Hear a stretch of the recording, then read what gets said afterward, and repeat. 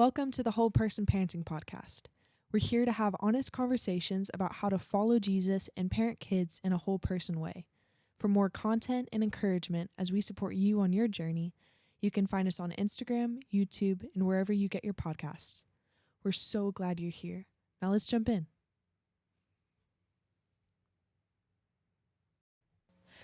Hey everyone, welcome back to the Whole Person Parenting Podcast. Thank you guys for being here with us today. We are continuing in our series called Are We There Yet? Kind of like a road trip through the different stages of development and ages and all the things that come with it. So we're thankful that you guys are here. And very, very thankful. Yeah. And how's your week been? It's been busy, you know. Mine kind of flew by, though. Like, Mine I did didn't feel too. like it drug on. No, not at all. Which was nice. I was busy just But it kind of just... clicking through. Yeah. Yep. It was eventful, though. I mean, Yeah. a lot of time Thanks for doing random asking. things. You're welcome. Yeah. You're very welcome. Yeah. Well, so we're talking today about the tween years. Yeah. I was just thinking, like, this is an awkward start, which is perfect. Because it's an awkward stage. It's an awkward stage. So it feels like we're, like, paying tribute to the age. We kind of are. Maybe it's like It is a little awkward start, a little parallel process here. I know. That's hilarious. Just lean into the awkward. Yeah. We're gonna be talking about the teenage years.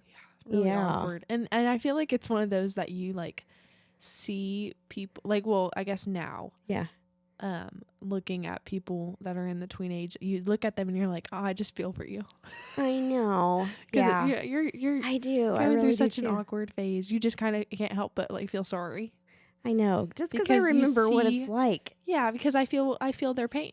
I know. I think anyone who's been I through think it anyone already. who's been through the tween age feels like, oh, I probably wouldn't go back to that time. No. If I could choose one era. one era of my life to go to, it would not be that one. Yeah. I agree. And I found myself as we were talking about, like, as we were preparing for this episode, feeling like what I noticed was I was like, I struggle to want to remember the tween years. It's kind of one of those you want to put in the back of your mind and forget about. Yeah, exactly. But they're so important. Yeah. So yeah, They are. yeah. They're really What was it like? formational. What was it like for you for your tween years? Like, what stands I out feel to like you? Big thing was, I remember like I hit puberty earlier Mm-hmm. than most people and hit puberty at like age 9 or 10, which is within the tween years because we're defining that more around like 9 to 12, Mm-hmm. maybe into 13 a little bit. Yeah. And I remember, do you remember I had that horrible like under the skin acne on my forehead? Yeah. That was so awful. And like my hair completely changed. And Yeah. got really randomly oily. Yeah. And it was really frustrating because we were like trying to help my hair. And around the same time, I got my hair like bleached for the first time. I don't know why like my physical features are the first thing that came to my mind, but Well, maybe I there's think that's a often what developmental happens kind of is- thing. Yeah. Yeah. Is that there is so much happening physically. Yeah. Yeah. Where. I got my hair dyed for the first time, Mm-hmm. but then also got my hair chemically burned around that same time. Yeah. That was very frustrating. And it like set my hair back years. It's very sad. Oh, it's very. Yeah. I know that was hard. It was so hard. I know. And I was like, I developed so much quicker than everyone else. Like, Yeah. I was taller. considered like the tall girl Yeah. in elementary school. And I'm like very average height. Like, Yeah. I'm like probably more on the short side.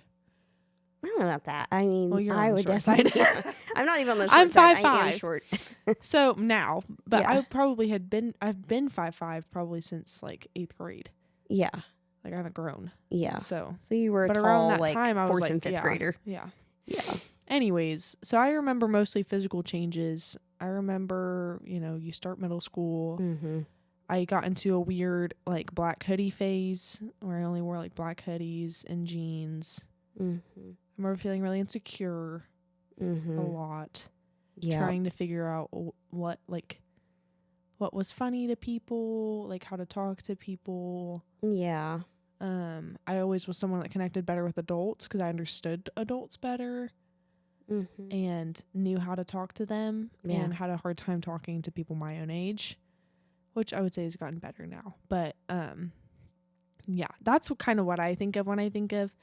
But overall, like a pretty difficult time, like Yeah. kind of just uncomfortable. Yeah. And like looking back now, I laugh because I'm like, oh, I was so dorky. I was so dorky. I think we all were in the. I think that's the Lord. commonality of the tween years. Is like it's for all just it's hard to be a cool in tween. a bad. Although they are, but I'm just saying, Yeah. like for them to feel that. I remember. Yeah. I don't know why this is kind of my mind, but I remember specifically that there was this girl in probably 6th grade, which is tween. That's Yeah. like 11, 12. Yeah. And she got a perm, Oh, yeah. but she lied every single day and said that she just had braided her hair the night before. Oh, I wonder why. Because I wonder why she didn't just say because she got around a that perm. time, that was when all the boys were perming their hair. Oh, so she Like didn't want to doing be that- like. She didn't want to be like, oh, you just want to be like one of the boys, like Oh, weird. getting yeah. your hair Okay. permed. Yeah, I would not have thought And- of that. I know. I was really, I don't know why that's sticking out to me, but I remember thinking, like, that's Yeah. really weird. Yeah. Like, why are you pretending Yeah. like you just braided your hair every Aw, day? And that's everyone knew that sad. she had just gotten a perm. Yeah. But So what were your teenage or tween, not My teenage, tween tween years years. like? yeah, my tween years were tumultuous is what I would call them. I just remember there being there was such an emphasis on like couples and boys and girls and boys like Yeah. coupling up. It was like the first time that Yeah. it was going beyond like just like, will you be my girlfriend or will you be my boyfriend, which is crazy because You're so young. so young, but at the same time it was like Yeah. people were feeling like they were getting in like serious relationships. That's true. 'Cause I remember my first boyfriend was Yeah. 4th grade. His name was Troy. Yep. And you had your first boyfriend. What was his Yeah. name? Spike? That was my first boyfriend. That was in preschool. Oh, that doesn't count. Yeah. Well, I had a crush, like a longtime crush that was a kind of an off and on boyfriend. But anyway, it was just really like trying to figure that out and feeling like we had all these like changes going on, like with our bodies, with growing really tall, like the girls being way taller than the boys. And except for me, and but in general, a lot of them getting taller than the boys, and then, I think just the boys' voices, sometimes changing, or like all of a sudden one of them was really big or had a mustache, like too early, randomly, or yeah. You're that just like, kind- whoa. like, where did that come from? So, yeah, I just remember that a lot, and so I do think that most people think mostly about the physical changes of the tween years and then the awkwardness of those physical changes because it can like make kids clumsy and it can make them awkward or kind of flailing around, or it seems like they're like a kid inside but then they have like these bigger bodies that like where you're like you shouldn't be acting like that anymore, but like they were just like a little kid yesterday and all of a sudden they look like an older an older kid or an older, like getting into the teenage years. So, that's what stands out to me. Are just some of those things. I think academically things started getting harder, around that time. But yeah. So I feel like a lot of it is social change. I feel like in a lot of ways, because even with the physical stuff, it's like, okay, well, how is this going to affect my social life too? Yeah. So there's like this new awareness of like also like who's liked and who's not liked kind of thing. Yeah. Where that wasn't really a thing as much. It's more of like, okay, why is this person so well liked and these people aren't, Right. Yeah. Well, and that's making me think about the cognitive development that's happening, and that's the that metacognition, that thinking about thinking and realizing like that I have my thoughts about things and your thoughts about things may be different than my thoughts about things. And so then I have now this new awareness of my own thoughts and of what your perceptions might be. So me trying to figure out like, Yeah. Trying to figure What's going on with you? That's interesting. Yeah. And so Thinking that's not been on board thinking before about this. your own thoughts, but thinking about other people's thoughts as well. Yes. So thinking about what are you thinking about? Right. You having exactly. Me So thinking, what are you thinking? Well, I'm thinking about what exactly you're a lot of overthinking. Yeah.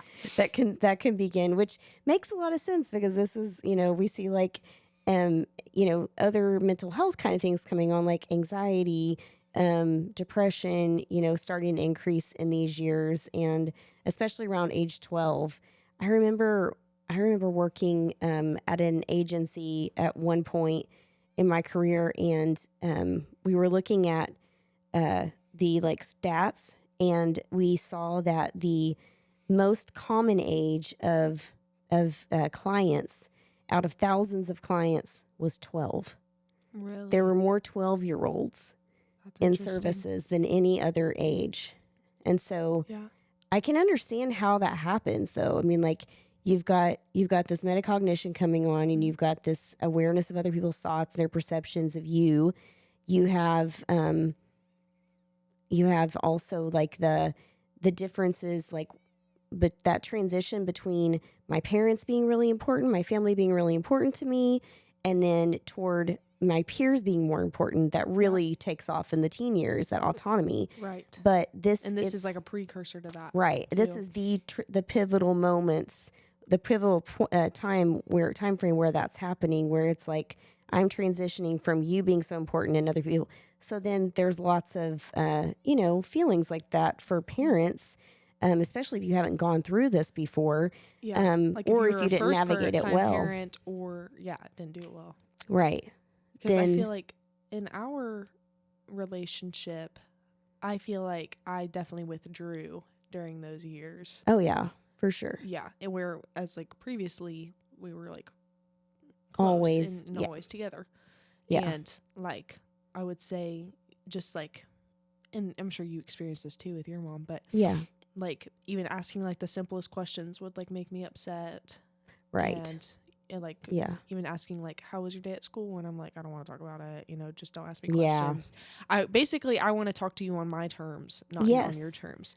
Which is, I mean, now we would realize, oh, that's so selfish. Like you can't just but developmentally, they don't understand. Like tweens can't understand that, or like realize that. It feels intrusive all of a sudden. Yes. Instead of caring.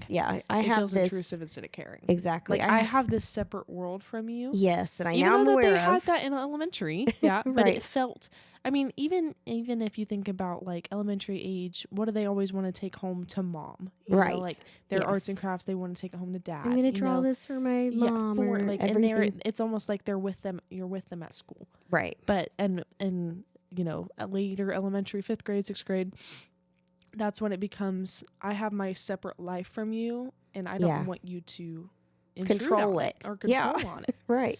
And so it feels like rejection to the parents is the problem. Sometimes, it can. And understandably so. I mean, it's like, if you're not prepared for it, if you're like, man, this is coming out of nowhere. This is why talking about development's important, because all of a sudden this child who's been like really close to me and been open to telling me everything and like including me in their lives, they suddenly don't have the same interest in me being a part of it. And so then that can feel like, what's happened to my baby? What's happened to my child? They're like a different person.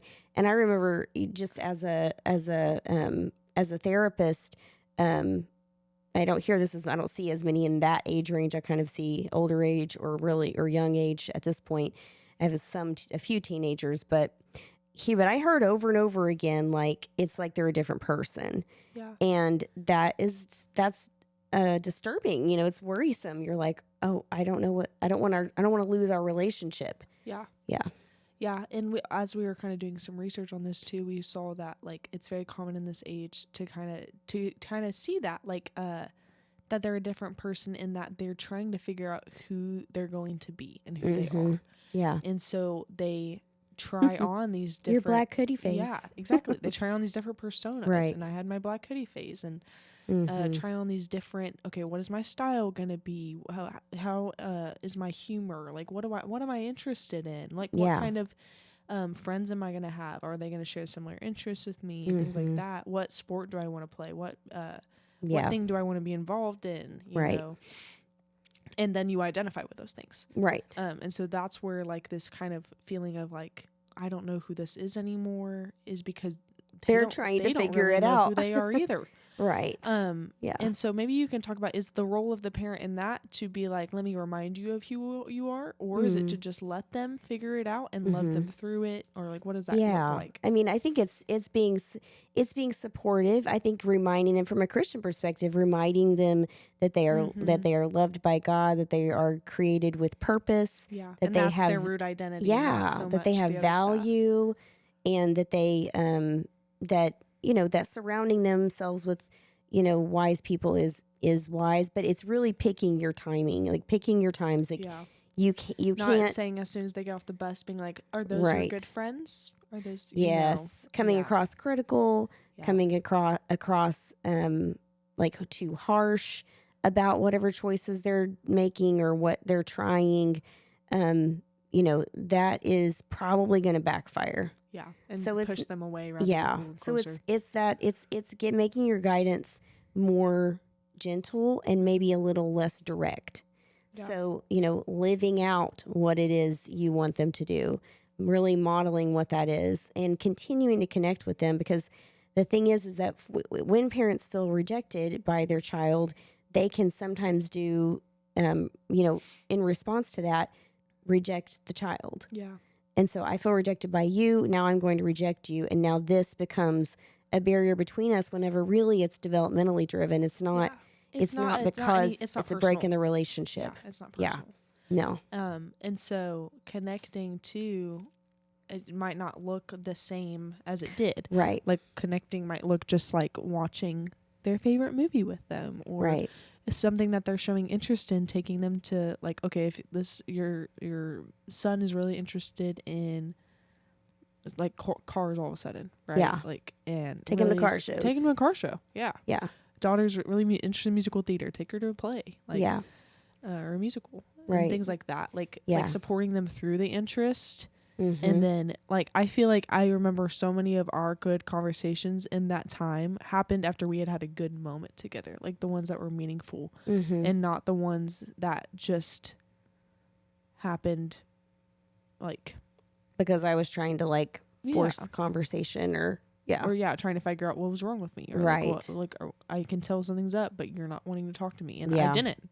Yeah. I didn't want to talk You're to like, anyone. yeah, I don't want to talk to you. I want to talk to him. Yeah, I know I didn't. Leave me alone. And genuinely, I couldn't have given a reason for it. Yeah. It just felt like I don't want to talk to anyone right now. I want to be able to figure out my own emotions, and, there really is no good explanation. And so I guess the encouragement too is like, if you are like a parent of a tween, like you're not alone. Like it's every tween. Yeah. Everyone's feeling like this to some degree. When you're talking about the emotions, that reminded me of that,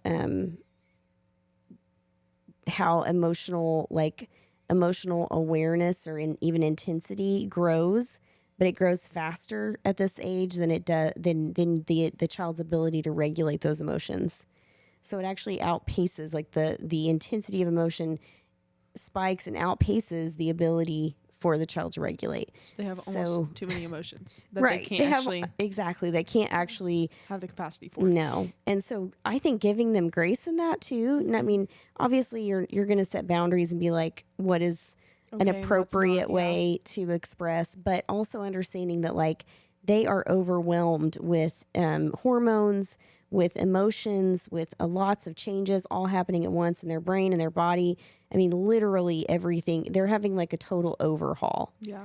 And I just thought about the fact that during this time you have something called pruning in the brain, and it happens around age 2, and then it happens again around age 12, which would be in these tween years. Yeah.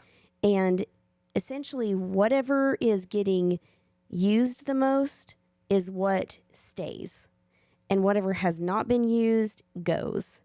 And so if you have made, whatever your experiences are, whatever like neural connections you've made over that time between 2 and 12, whatever has happened the most and has been the most used is what is going to be sticking with the child. So it's really important, even in these tween years, to, you know, have positive experiences, to reiterate, you know, their self-worth, and boost their self-confidence, because they're about to have a shift where they have this pruning of anything, this use it or lose it situation that's going to happen in their brains. And that's so, interesting. yeah, that's happening at that time too. Yeah. I think, I mean, it's just reminding me, even the language of pruning is something that like we use a lot in the Christian world as well. Yeah, so true. And like this idea of like refining that the Lord does, and that he prunes the things that he doesn't want and grows the things that he does in you and that he sees. And so, I mean, John 15, you know, talking about the vine, and it says, abide in me and I in you, as the branch cannot bear much fruit by itself unless it abides in the vine, neither can you unless you abide in me. I am the vine, you are the branches. Whoever abides in me and I in him, he is it that bears much fruit, for apart from me that you can do nothing. If anyone does not abide in me, here's where it's talking about the pruning. He is thrown away like a branch and withers, and the branches are gathered, thrown into a fire and burned. And so it's kind of that same idea, and I feel like it applies too. And like the Lord is like intentionally like designed this development stage to prune. How can parents help cultivate the fruit, right? Because kids don't live on their own. Well, they because also live if their in a branches family are getting tossed and thrown away, then there's new ones growing. And is it going to be a growing of of bad things, or is it going to be growing so of what the are you things? Right, absolutely. And what we think about, like, what are you putting in the soil of that they're growing from? You know, that's what parents are meant to do. They're supposed to be building a nutrient rich sort of environment for the child, right? And we talk about nutrient rich. I think we've talked about this before, but the way I think about it is, you know, when you have those ingredients of emotional availability, when you have nurturance, which is really supporting the child to like do things that they've not done before, like have new experiences, go for it, try out for the team, you know, talk to the friend that you're interested in becoming friends with, invite them somewhere, you know, take those chances. And they do that with your nurturance and your support to do those things. And then, you know, comfort when they need you. And when they show you need for comfort, you go ahead and comfort them. And whenever you sense that they need comfort, because in this age, they may be showing you like, I don't want you near me, but they still need you. And so like going to them is being like, hey, I think, you know, it looks like you just need some time. Like, I'm just going to hang out with you. Can we just hang out? You know, let's do something you want to do. And then lastly, protection, boundaries. Like there is never, we've talked about this before, but never in history has there been so many things like at your child's disposal. Sorry, somebody's calling me. Never has there been so many things at your child's disposal. And this is also the time whenever parents end up getting, you know, phones for their kids. We've talked about this in other episodes, but this is a time where you may think, okay, they're not going to be looking at things, but really like the statistics say that kids are starting to experiment with, sexual identity and sexual behavior and drugs and alcohol between age 9 and 10. Like that is actually very common. And so when we're thinking about even protection being one of those nutrients, that is including setting boundaries for the child, making sure they're safe, making sure that, you know, they don't need their phone all the time, even if they have one, that maybe they don't need an internet browser on their phone. They don't need to have access to things. You need to check all of those apps because all of those apps are not safe. Even if they look like harmless games, there may be pathways and gateways to, you know, different dangerous things there. So like just understanding that even though they might be pulling away from you and even though they might seem like they don't need you right now, they like need you more than ever because this is an important time where those nutrients are still going into the ground and things are going to grow from that. And are they going to be things that are fruitful? What kind of fruit are they going to bear? Yeah. I feel like even in saying that, I feel like almost wonder if I was thinking about the parable of the sower. I mean, I'm just talking about the seed. But I almost wonder if, like, the Lord has given you this child. It's almost like it's a seed to be planted, and therefore the parent is the soil. And so in this season of, like, tween years, like, which soil are you going to be? Yeah. Like that's are so you good. going to be the one that's hardened to where you can't, Yeah. like, I'll just read it. And so it's in Matthew 13. It says, the same day Jesus went out of the house and sat beside the sea, and great crowds gathered about him, so that he got into a boat and sat down, and the whole crowd stood on the beach. And he told them many things in parables, saying, a sower went out to sow, and as he sowed, some seeds fell along the path, and the birds came and devoured them. Other seeds fell on rocky ground, where they did not have much soil, and immediately they sprang up, since they had no depth of soil. But when the sun rose, they were scorched. And since they had no root, they withered away. Other seeds fell among thorns, and the thorns grew up and choked them. Other seeds fell on good soil and produced grain, some 100-fold, some 60, some 30. Who has ears, let him hear. Wow. I'm just like, wow. That's I'm like so getting good. like revelation of like, yeah, in that context. Yeah, absolutely. Yeah, like, are you like in parenthood, like, you can either choke and smother and absolutely, like a thorn, either an abusive behavior or not giving them what they need, or or you can being overbearing or critical or harsh. Or there's the rocky soil that gets scorched by the sun. Because not depth of there was no depth of relationship, and there was also no awareness of the heat, almost. Maybe awareness of the of what's coming down on what's them. coming down on them. And maybe even not grounded in being rooted in what really they need to be rooted in. A faith in Christ, a faith in God that is really the one who sustains us, and putting our faith in things that don't actually give life and don't actually sustain. And then there's the one on the path who just kind of, I would even say, like, that's like the one that just drifts away, and then the parents do nothing about it. Like, they don't chase after them. But like the Lord's, I guess the Lord's heart is that there would be fruit from this season. Absolutely. And that the seed that the Lord has deposited in a child to give to the parents, which is such a blessing, like that they would, be able to multiply and grow. And it makes so much sense, because, that this would be the time, because there is, the teenage years, we so often think about the teenager, like, oh, wait till just wait till they're a teenager. But and then they're that's hate you. where the like kind of thing. Yeah, that's where the switch gets flipped. But actually the switch gets flipped earlier than that. Like, the switch is flipping during the tween years, and you have a lot to do with how that goes.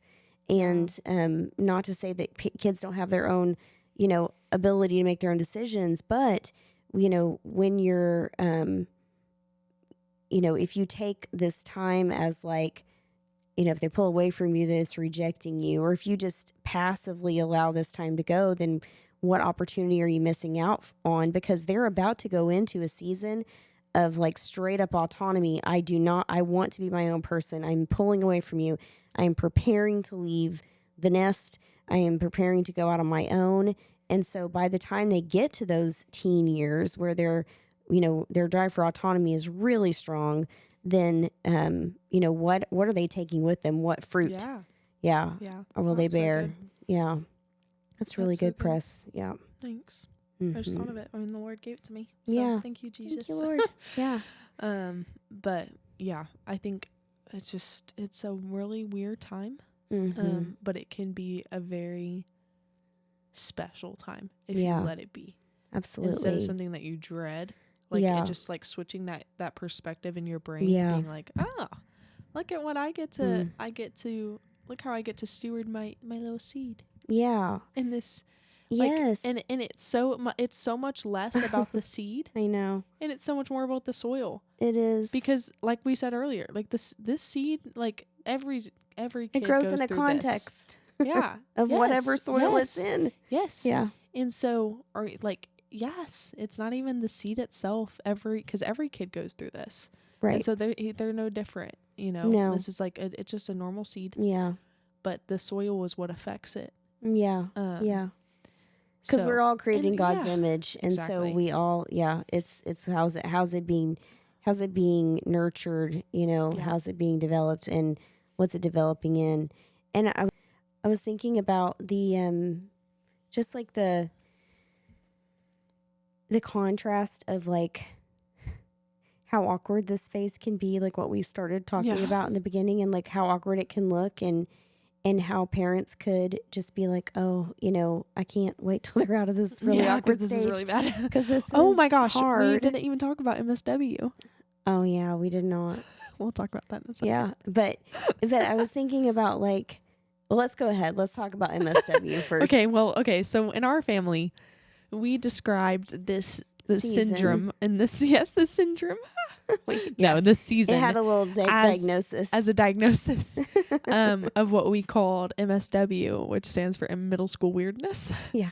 And so whenever me and Brayden would do something weird, we were like, oh, that's the MSW. That's coming MSW. Out. That's something MSW. happened. You're getting a little MSW. You need to stop that.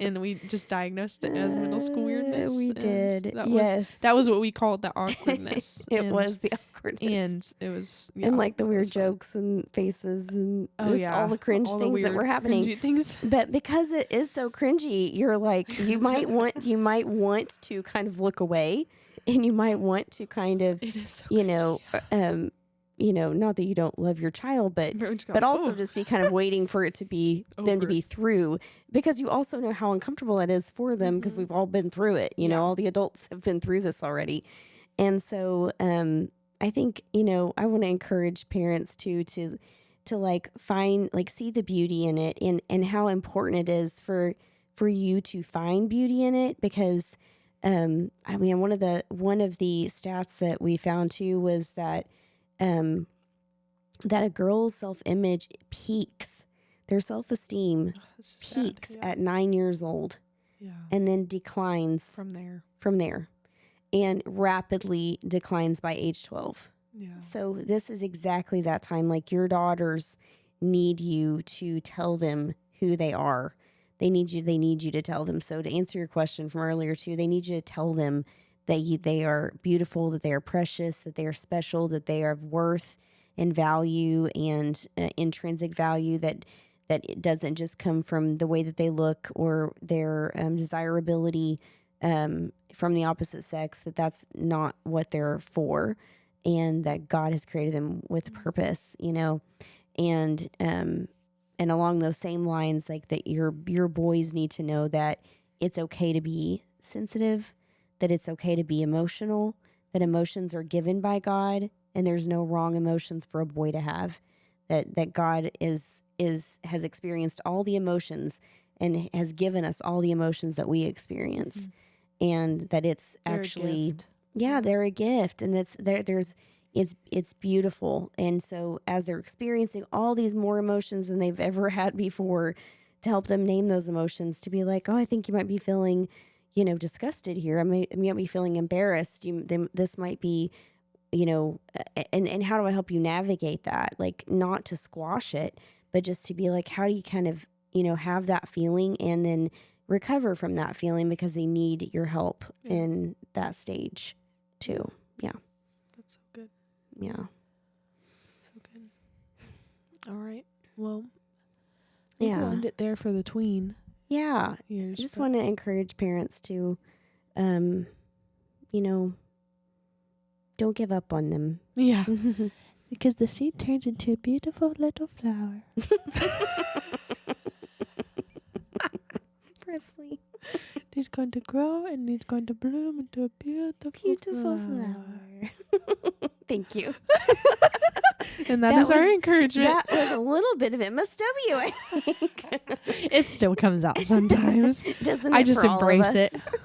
I as well. I just embrace it. As do I. But I am able to enjoy the cringe instead of actually cringe away. I definitely enjoy the cringe. Oh, I love the cringe. It's so funny. So funny. Anyways, yeah. Thank you guys for listening. I mean, I'm sure some of this will bleed over into the teenage years. Yes. But the tween are important. And very important. They're more important than you would think. Might realize. Yeah. Very important. Hashtag myth debunked. That's right. Thank you. Man, she's knocking it out of the park today. I love it. I loved the hand signal. Debunked. Oh my goodness. Okay, we're going to end it there. Yeah. Before this gets any better. It's better. All right. We'll see you guys next time. Thanks for watching. If you don't follow us on Instagram, go give us a follow. Follow us on YouTube, subscribe, and you Smash can that listen. like button. Oh my goodness. See, I knew this was going to keep on happening. Smash that like button. And we'll see you next time. Bye. Bye.